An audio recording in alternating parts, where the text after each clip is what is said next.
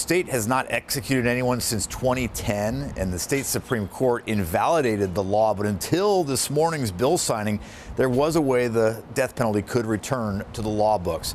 This was great news for Gerald Hankinson. He was told he was going to die in prison, only to later be released. Let's be clear. By this act, we are ending the death penalty in the state of Washington. Period. Legislators and State Attorney General Bob Ferguson surrounded Governor Jay Inslee for the bill signing ceremony. Also by his side, Gerald Hankinson. Sure, Gerald, how are you? It's been a while. It's been a while, yeah. He's the president of the Seattle-King County NAACP. To finally get to this day, that's finally over with, I'm excited. But this issue is personal for Hankinson, who was sentenced to life without parole for a stabbing where another man killed someone. More than 20 years later, he was granted clemency and released after witnesses changed their stories about his involvement. He served part of his sentence at the state penitentiary in Walla Walla, home to the state's death chamber.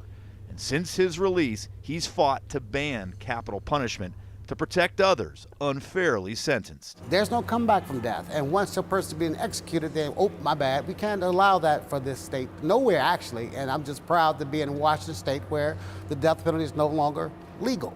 The governor announced a moratorium on the death penalty in 2014, and the state Supreme Court invalidated the law in 2018 after ruling it was racially biased. Study after study have revealed that how people of color are most likely to get the death penalty than other people.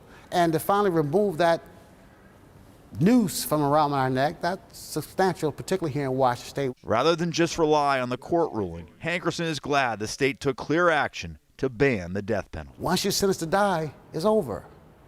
Nothing else to come back. But now we're in a place now we don't have to worry about that happening in Washington state.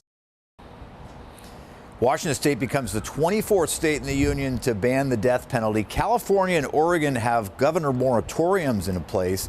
Hankinson's hoping that today's action here in Olympia might persuade those states to follow suit. Live at the Capitol in Olympia, Drew Mickelson, King 5 News.